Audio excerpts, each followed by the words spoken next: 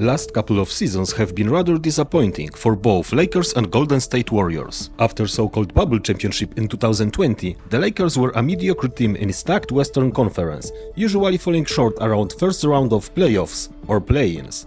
If we add to the mixture multiple roster shakeups and coaching changes, at some point people started to believe that Lakers gonna suck till the end of Lebron's career there, and it will be kind of his farewell tribute, and a slow ride towards sunset. Things looked awfully similar for Golden State Warriors. They got their last championship in 2022, surprising many fans, and then they fallen into various interior dramas, whether it was Draymond Green, aka the Nutcracker, punching Jordan Poole and killing any good positive atmosphere in the team, or multiple times when he was kicked out of the court for fouls and visibly disappointed Steph and rest of the team, to a huge change, which was getting rid of Klay Thompson.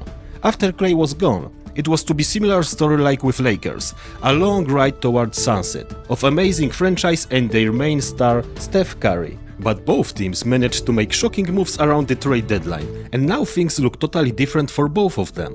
Lakers got Luka Doncic and Warriors got Jimmy Butler, and oh boy, things have changed in Western Conference. As we are now in the beginning of the March 2025, both Lakers and Warriors are slowly emerging as quite capable title contenders. OKC Thunder and Celtics on paper remain favorites for the title, at least that is what bookmakers believe, but both California teams' title chances seem to be skyrocketing. It's quite rare that two mid-season trades have this big of an impact on the title race, and it happens so fast it's hard to tell if this is real or if the betting markets are moving too quickly. At the end of Monday night's games, Golden State moved to 8-1 with Butler in the lineup. Over nearly 1,300 minutes this season, the Warriors struggled when Andrew Wiggins was on the court, posting a negative net rating of -1.8. The situation was even worse in Kyle Anderson's 541 minutes, where Golden State's net rating dropped to almost -7. Dennis Schroeder's time on the floor was even more damaging, with the team performing almost at -10 per 100 possessions in his 628 minutes. It's extremely difficult to build a championship caliber team when so many minutes are allocated to players whose impact ranges from subpar to outright harmful. While the addition of Butler has certainly been a boost, it has also coincided with the removal of players who were negatively affecting the team's success. Statistics also suggest that Wiggins, Anderson and Schroeder hindered or limited the influence of younger players who are making positive contributions.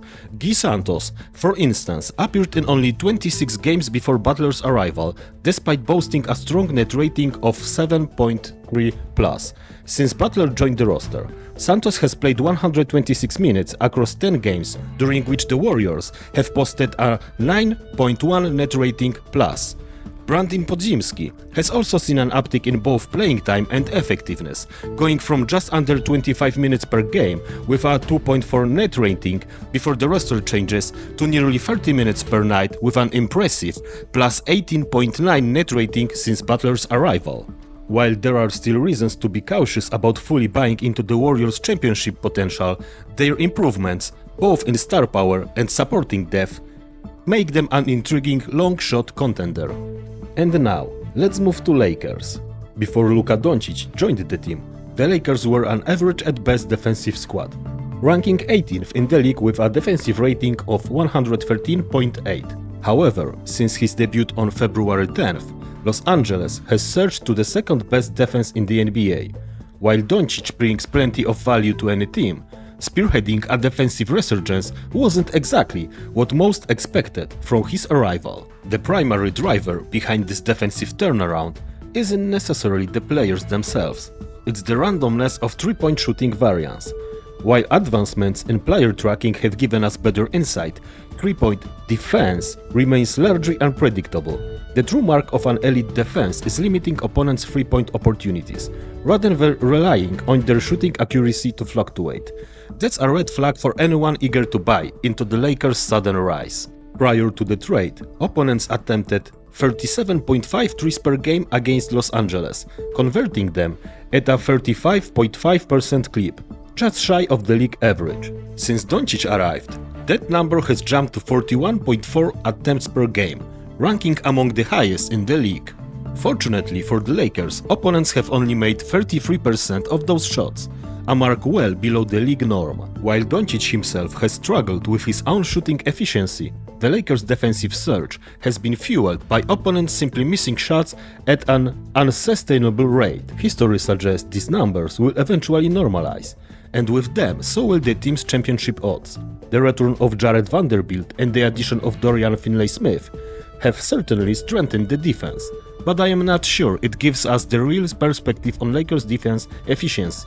So it would be good to see a larger sample from Lakers. But you simply cannot ignore a combo of Lebron having his one last chance for championship and Luka Doncic on a vengeance mission after he was traded like some garbage player from Mavericks. Let me know in the comments how you see it, guys. Are Warriors and Lakers for real? For me, it has some magic, especially after Olympics, where Bron and Steph for short stint of time seemed like they moved back time couple of years at least, and now they both have teams around them that give them chances. I also have to admit, Luka in LA made them for me again a box office team, and I started to watch them like I used to during Kobe times. Please hit like and subscribe, and see you next time, guys.